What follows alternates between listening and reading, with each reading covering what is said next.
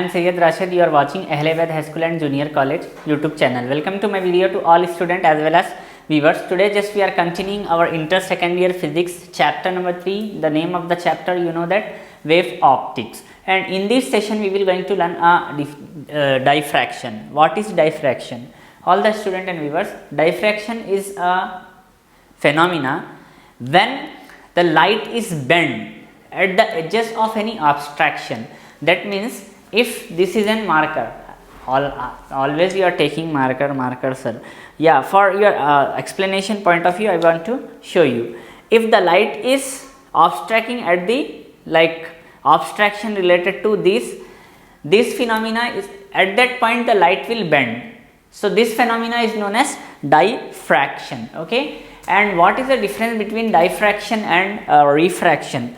Look at here, in diffraction also bending of light, okay, B-E-N-D-I-N-G, bending of L-I-G-H-T, light, and in refraction of also bending of light. But the thing is here the medium is different. In the refraction light is bent when it is touches or when it is incident on the transparent media, but in an diffraction the light is bent, okay, at the edges of an obstacle. Anything which is obstructing to the light will be bended. This is nothing but is the diffraction. Okay, hope you understood diffraction, and I wrote the definition also. Bending of light at the edges of an obstacle is called diffraction. Okay, isn't it? And speaking about the diffraction, okay, diffraction can be exhibited. Diffraction can be exhibited by both transverse and longitudinal waves. In this case, it can be occurs with the both. The number of interface fringes occurs in the both diffraction depend on the ratio. Now it is the ratio is nothing but D by A. Okay, here D you can say diffraction and A we know that amplitude. Apart from this, we have one more formula Fresnel distance is given by ZF is equals to A square by lambda, and we know that A is nothing but amplitude whereas lambda is the wavelength. So this is a small note related to the diffraction. If you know the diffraction, we can do many topics related to the diffraction. This is a simple points you can write. After diffraction we will going to move one more topic. Okay. Next topic is polarization. What is polarization? Okay, the process of conflicting the vibration of the electric field vector of light into a single plane is called polarization. Polarization wave is defined when the string always remains conflict to xy plane. Unpolarized waves is defined when the plane of vibration of string changes with respect to the time. So here polarization is nothing but it is a phenomena of vibration of electric field vector of light into a single plane is called polarization. After polarization we have few laws with us, and if you want to know the laws, just you need to remember the equation or the you can just remember the equation so that you can easily define the law with the help of this equation. Here we have one law with us, Moore's law is given by the equation, okay, by the EQUATION equation. I is equals to I I naught you can say cos square theta. Here I naught is nothing but intensity of polarized light. If it will ask you in the examination define Moore's law, so you can just write that Moore's law is given by the equation I is equals to I naught cos square theta. Here I is nothing but intensity of the polarized plane, and we know that cos theta is nothing but cos is an trigonometric ratio. After that we have next is Brewster's law. It is given by the equation n or mu is equals to tan I beta, where I is nothing but angle of incidence. These two laws are also a topic related to our wave optic. Now we will going to move one answer related to this chapter. Okay.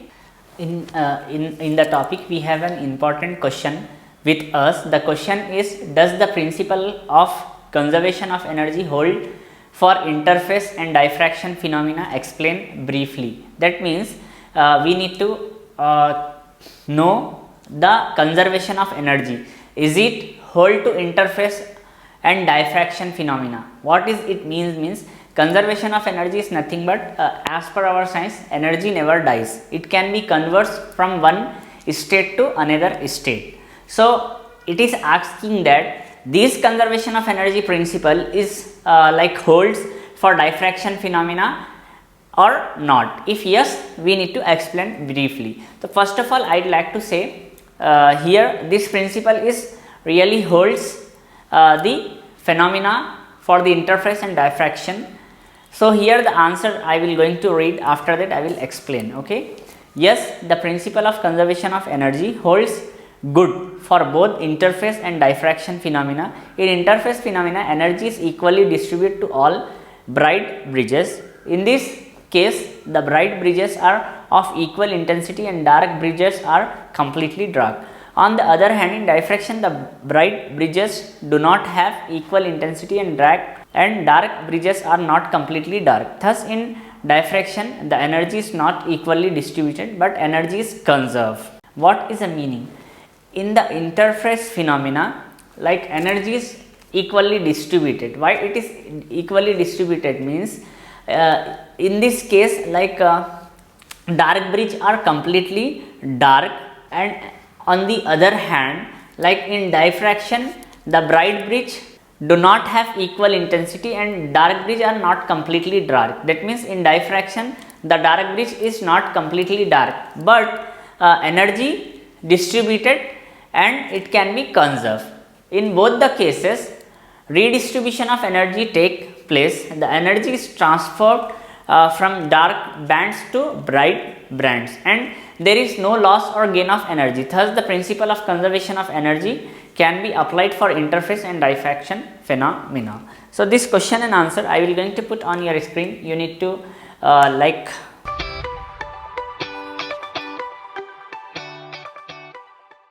write this question and answer and remember also. Okay, with this I want to complete our wave optic chapter. In wave optic chapter, we need to we have few topics with us, like just we need to know what is wave, what is optics. After that, we have few topics, few questions and answer related to this, like eigen principle, what is eigen principle, and apart from this we have questions like resolving power of ice. So this question resolving power of ice is very important. Apart from this, we have one question with us like Doppler effect of light, okay, red shift, blue shift, and we have come across with the one expression in this chapter, as well as the question just now we have learned that conservation energy for interface and diffraction phenomena. Apart from this, you have these two laws. It is a very small and important. You can go through with these two laws. Apart from this, we have one experiment related to Young double slit experiment.